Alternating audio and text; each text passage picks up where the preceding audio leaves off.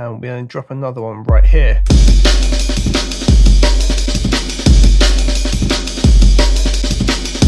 What's up guys, it's Unders, and this is going to be part 2 of a track from scratch in Logic. We're making sort of a D&B jungle vibe. In the last video, I showed you how we can take the arm and break, chop that up, give it individual sampler tracks so we can pitch, pan, filter, put effects on each part of it and really have control and make the break our own. In this part, I'm going to look at the drum synth and a couple of things we can use to add in and give our own feel that don't exist in the break, and also give it more of a modern twist. Especially with the kick drum, we really need control on that kick. As awesome as the arm and break sounds, it doesn't control in something like a club environment where you really need to be cutting through with that big kick. So I'm going to show you how we use the synth to get that at the very least. The idea being you can follow along if you like, or you can just take the ideas and really run with it, inspire it, and take it into your own tracks with the techniques that I use. Anyway, let's dive into this part. Feeling heavy, but now I'm steady.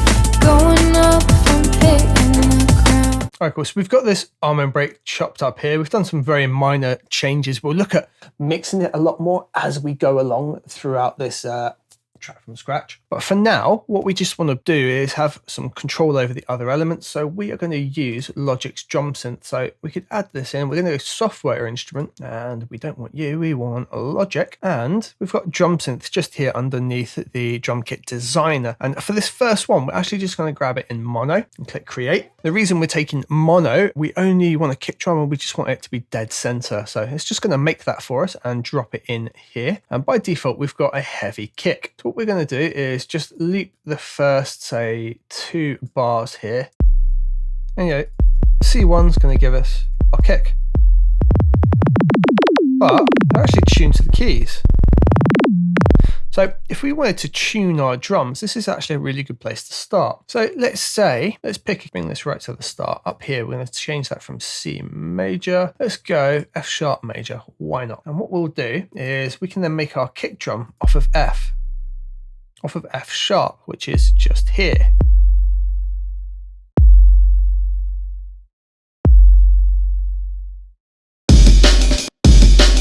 Listen to how that now booms below the real kick.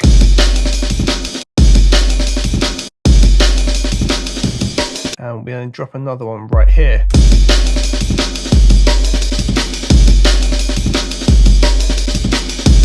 So normally I don't work with a limiter on here, but since I'm recording, if something does happen and it's going to spike, I don't want the audio to be destroyed. So I'm going to put the adaptive limiter on, take the gain right down, put the ceiling to -1 like that. It's kind of big and boomy. It goes on for a little bit long. We're just going to take the decay down a bit.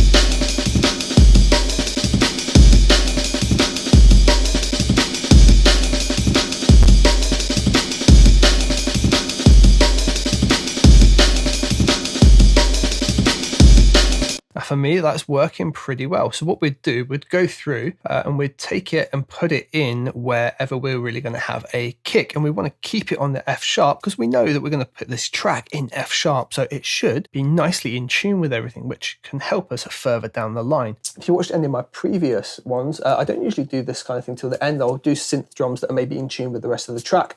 In this case, we're going to pick the key and we're going to do it from the offset. So what we could do, we could just keep it so it just lands on every bar like that.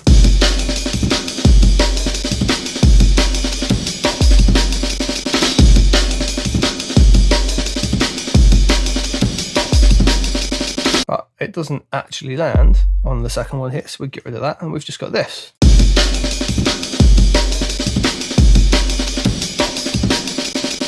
Instead we have our kick here this time, I believe, on this one. Pop it in like so.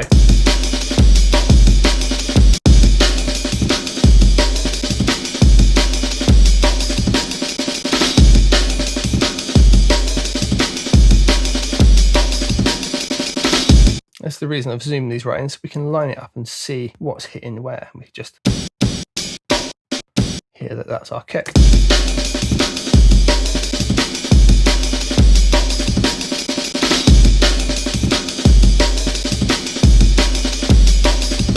So hopefully you hear the purpose of that and why we've done it. So we've now got loads of control over that kick drum. The other thing to look at is going back into here. They're probably going to be fighting with the low end. What we can do now is have a look at each individual one of these and potentially take out some of the low end. There's a couple of ways we can do it. We could go into the sampler and just use the filter, remove it that way. What I'm going to do is go into the mixer.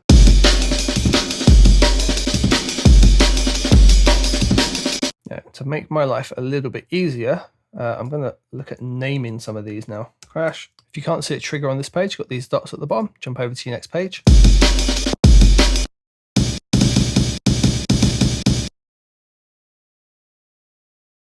Ideally, we'd go through and get everything named, and in the final project, you'll have that available to you with it all named. And what we can do is just take out the ones. We could mix each one individually if we so desired, but I think if we could just roll out extreme low end, sort of the 100 hertz range. We've still got the impact and real feel of that drum, but then when we actually layer it with the heavy kick,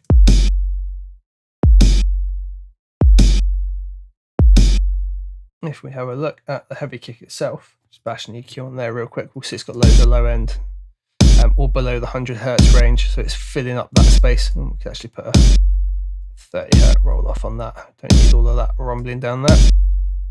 And something else we could do is actually roll that off, so it's just like this, just covering that area. So now they're going to sit nicely together.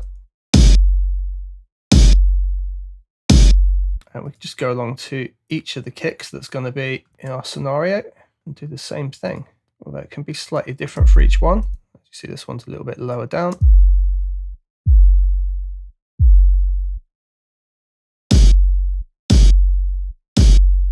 We'll just do more and more of that as we progress.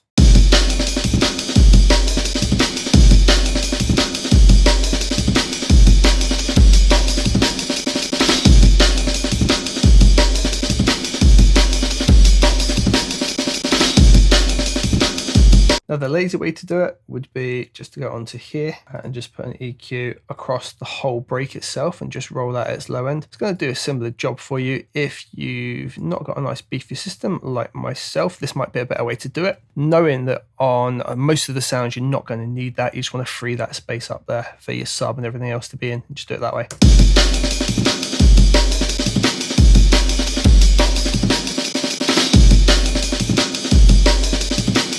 Right, let's have a look now at maybe adding our own snare line in. And I'm just going to go with making like the classic D&B kind of snare vibe. And I'm going to do this mono again as well, so we can keep this dead center. We should have this snare that always snaps right through. To do the same process, we just make a new channel here. And this time we don't want heavy kick, believe it or not. We want those snares and claps. Now what the arm and break doesn't have is the classic like two-step D&B kick snare vibe going on. But, oh wait. We can just pop something like this in for the time being. Because remember, we're just layering this for the break. And we would just want to set our own rhythm. And if we just start with something dead simple like this.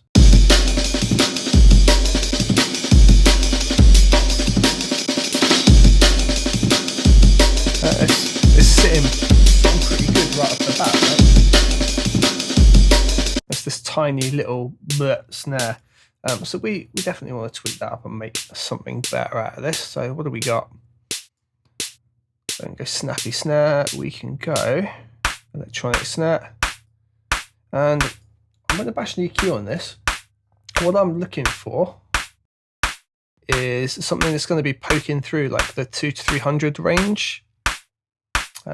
It's got like some weight on it, and like this hasn't got, it's right down here. It's not what I want from this.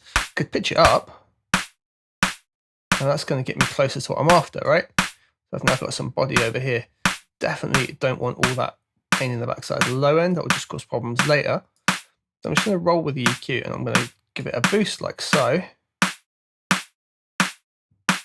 And that should be sounding more like a D&B snare right off the bat. Other thing I don't like this sound here. So I'm just going to curve that out a bit. And I like, oh.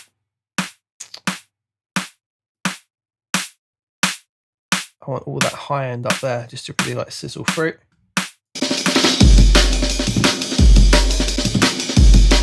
Without it. With it.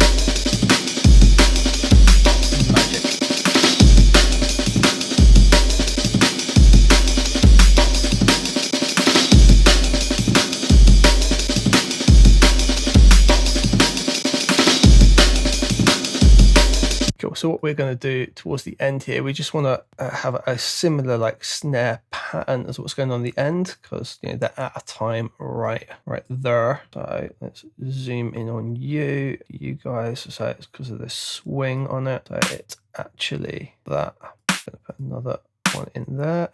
And something else, we go T and V, we can change the velocities around on these a bit and give that a bit of a bounce as well. So I don't just want these to always slam at full volume, so I'm just going to bring some down a bit in velocity. There's just a bit of variation in there.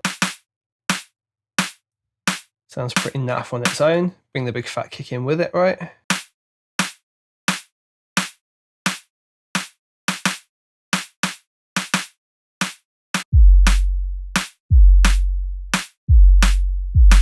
Boring and generic sounds you've ever heard, but when they're layered with the actual natural break, they just help it stand out and fit way more into a modern genre, like so.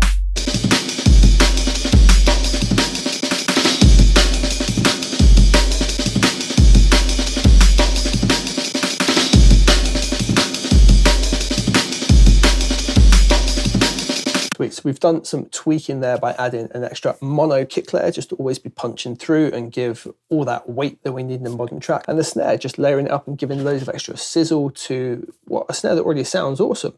But we're just giving it some middle ground to really work with. What we do as we go through the track, we'll keep tweaking this, we'll keep adding more to it, and we'll be mixing that arm end break as well and really like evolving it. What we'll do later on as well is we'll do an A and B from like what we started with over to what we've got to, so we can really hear the difference, maybe bounce the break out so it can just be easily downloaded and it's ready to roll as well. I hope that's helpful for you guys. If you're liking these videos, please bash a like on it. It's going to help out massively with me getting the rest created, because I'll be able to see what's liked and how well we're moving on. And yeah, let's move on to the next one. See you in that.